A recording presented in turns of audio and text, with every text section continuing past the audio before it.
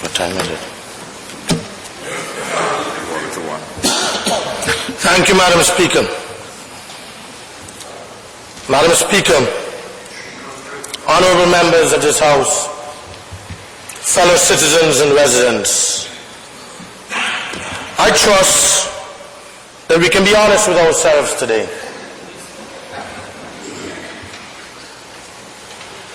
And we can recognize that the reason that we are today in this Parliament is because the United Progressive Party sincerely believes that the difficulties facing our Alan Stanford will turn around its fortunes in an election which it's on the course to lose.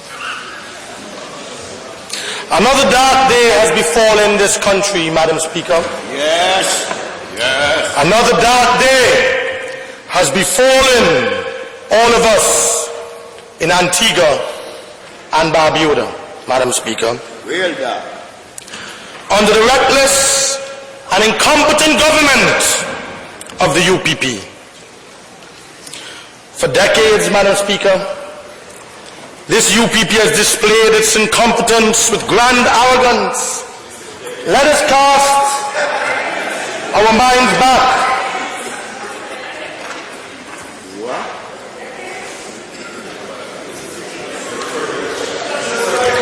Members of the gallery, please.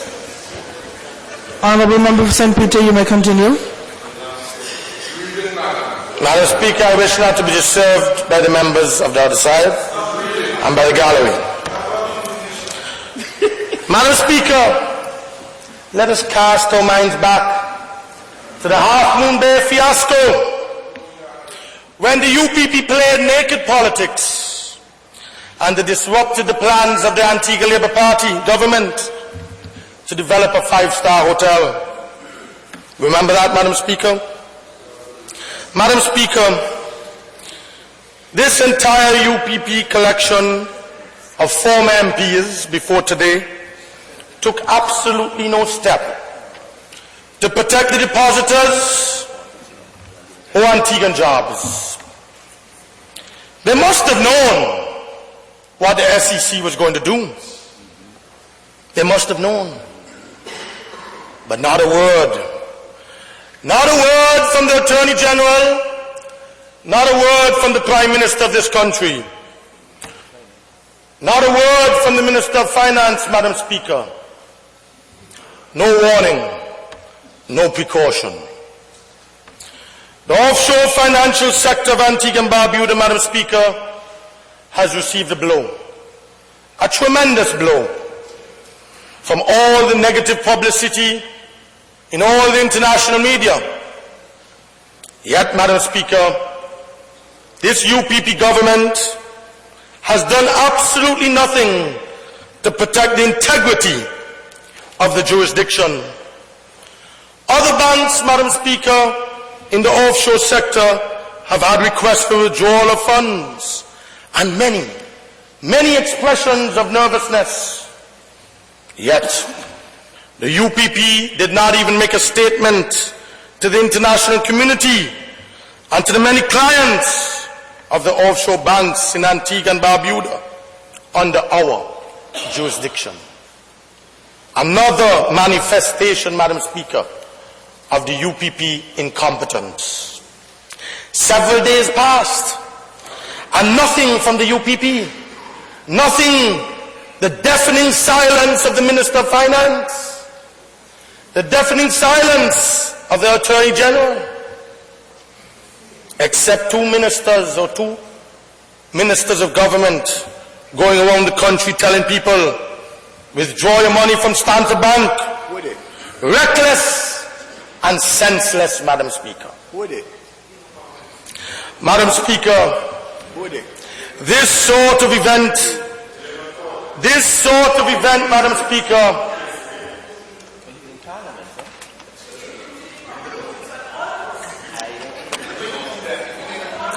Honorable members.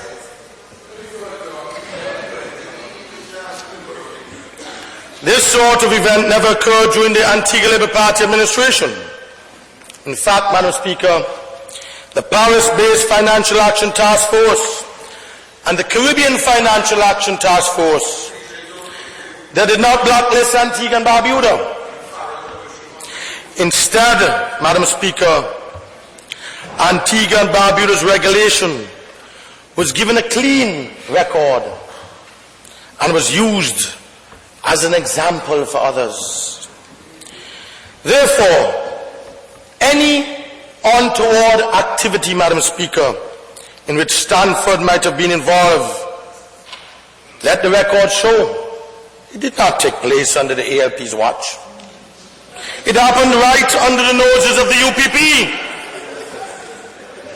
Right under the noses of the UPP.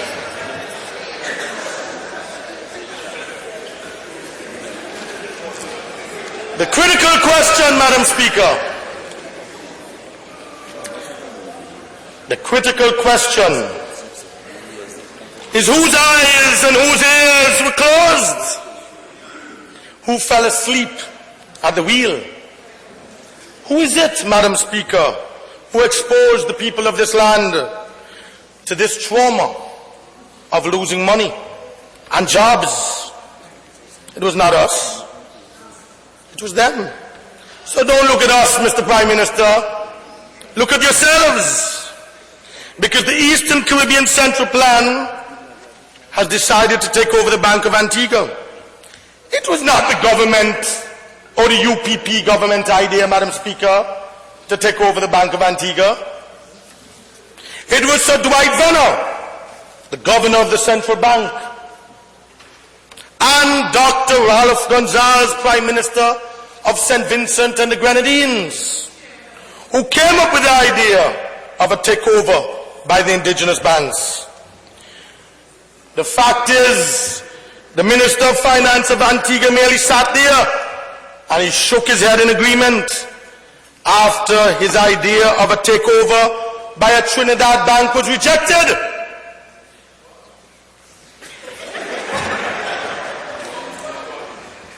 The Minister of Finance of Antigua and Barbuda remained mostly silent as the details were worked out, Madam Speaker. Embarrassment at the fact that the central bank would not allow any greater participation by the UPP government. Madam Speaker, I know what I'm speaking about. We in the Antigua Labour Party know what we're speaking about. Prime Minister Ralph Gonzalez, he didn't call Baldwin Spencer. He called Lester Bird. He called Lester Bird, Madam Speaker. This is a fact. Prime Minister Ralph Gonzalez, he knows that. Because after he finished speaking with Lester Bird, and he put down the phone with Lester Bird, he called Prime Minister Spencer.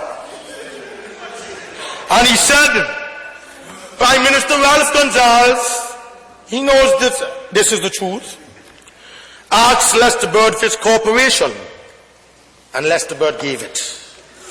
And this is why Lester Bird said, and I quote, the ALP welcomes the recall of Parliament, the highest decision body in the land, because we want to ensure that the Stanford assets do not fall into foreign hands, that the authorities of this country have not vetted and approved, and with whom there is no contractual understanding. Madam Speaker, Lester Bird and the Labour Party was concerned especially about the lands around the airport, which we agreed could have been developed for specific purposes and would benefit. But we must ask ourselves today, who created this mess, Madam Speaker? And who can move Antigua from this mess? That is the question. What have you done for 4.5 years? What have you completed? Look around, every single hotel, every single school, every single building was built during the Antigua Labour Party. What are you trying to do? Destroy it. So after 5 years, Madam Speaker, of record high negligence, record high incompetence, record high crime, record high taxation, record